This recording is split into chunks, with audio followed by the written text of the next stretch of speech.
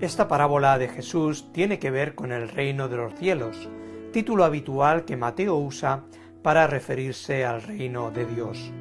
La parábola ofrece una primera dimensión en relación con la realeza de quien hace la invitación.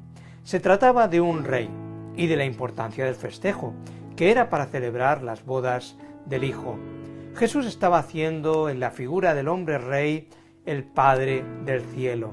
El festejo tiene que ver con las bodas de su Hijo, por lo que Jesús avanza un paso más en su propia identificación, presentándose como el Hijo de Dios y heredero del reino de los cielos. En el Salmo 2.6 dice: «Pero yo he puesto mi rey sobre Sión, mi santo monte». Este salmo mesiánico presenta al Mesías puesto por Dios sobre Sión, exaltándolo como Señor y Salvador. Cristo está concentrando en la parábola muchos de los cauces que conducirían inevitablemente a su aceptación como el Mesías enviado, el Rey de Reyes y el Señor de Señores. En los banquetes de los tiempos de Jesús, y desde mucho antes también, el que enviaba anticipadamente la invitación a quienes deseaba tener en el día señalado. Y luego, cuando llegaba a la fecha, enviaba nuevamente a los siervos con un llamado para que acudiesen al convite. Parece ser que los habitantes de Jerusalén tenían la costumbre de no asistir a ninguna fiesta si no eran invitados por lo menos 2 veces. Israel había sido avisado para la fiesta de la comunión que Dios inauguraba con la presencia y obra de su Hijo, anticipada por el mensaje de los profetas que a lo largo de siglos llamaban al pueblo para que estuviese prevenido para la llegada del Mesías. Esta ocasión sería la segunda invitación que el rey hizo a los convidados según la parábola. Sorprendentemente, los invitados, es decir, todos los que habían sido invitados a la fiesta, negaron su asistencia. Con un conclusivo «no quisieron venir», Mateo expresa la situación.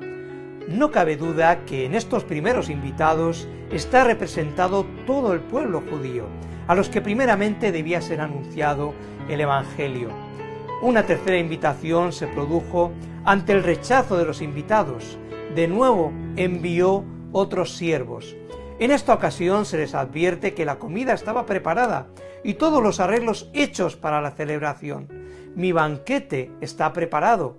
El rey pudo haber dejado a los invitados sin insistir más, pero la manifestación de la gracia es continua en la relación de Dios con su pueblo. La realidad es que Dios no dejó nunca a su pueblo sin mensajeros. Dios prepara el banquete de salvación y comunión, y Dios mismo envía para convocar en él a los invitados. La razón de la misericordia que se expresa en paciencia con el impío corresponde al deseo de salvación y no de condenación que muestra Dios. De ahí la continua invitación. En Ezequiel 33:11 nos dice: «Volveos, volveos de vuestros malos caminos». Los invitados rechazaron la invitación del rey al banquete, unos con indiferencia y menosprecio y otros con violencia y hostilidad. La historia se representa en la parábola.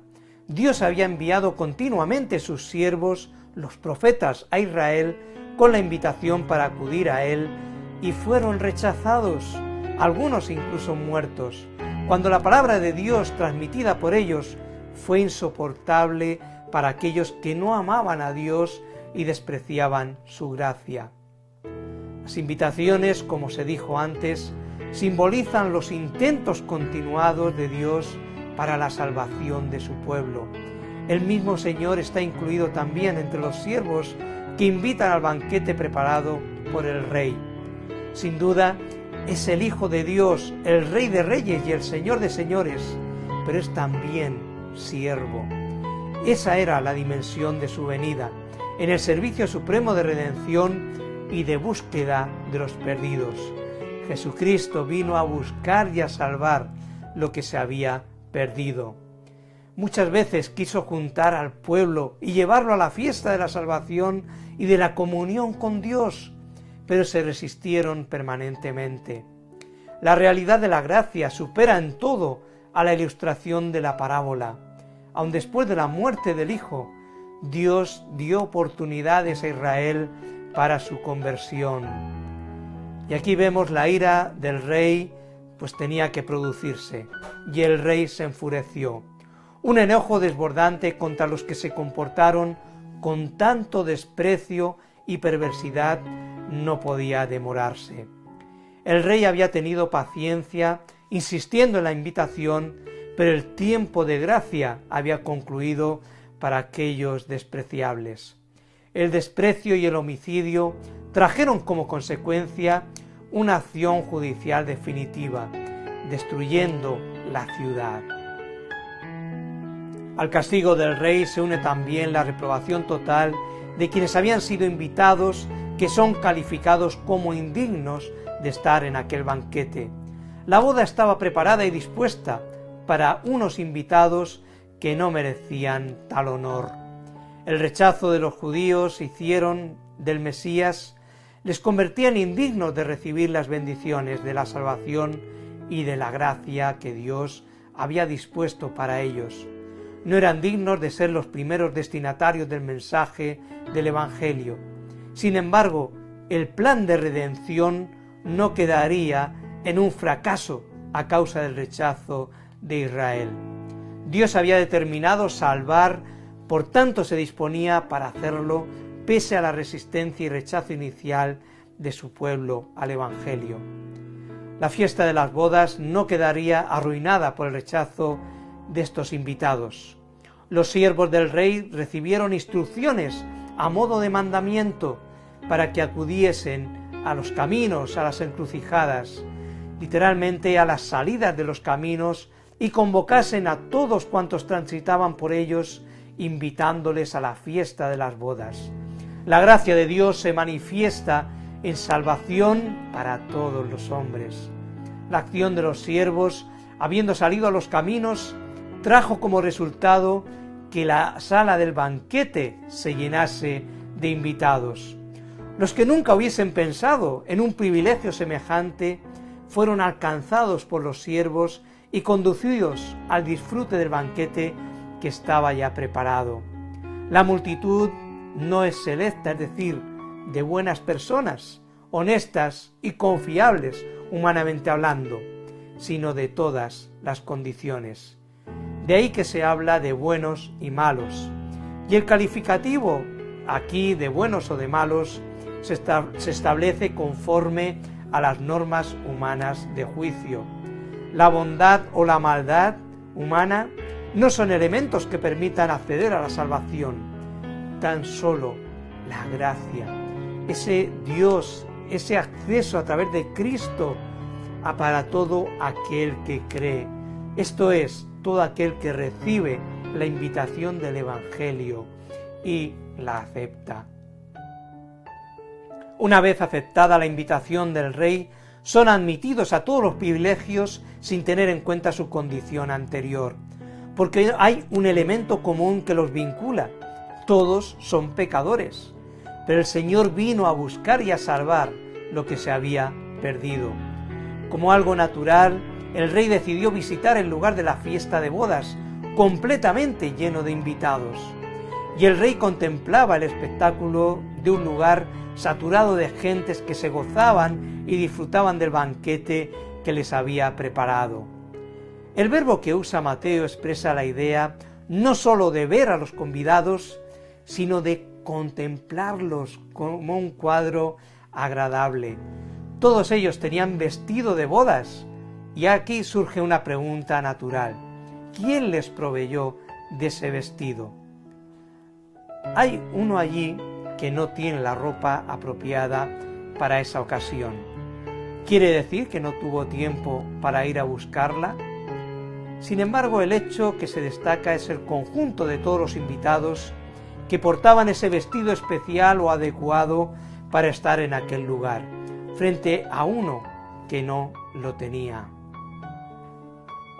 Ha de entenderse que los vestidos para la fiesta les habían sido provistos por el mismo rey que los invitaba.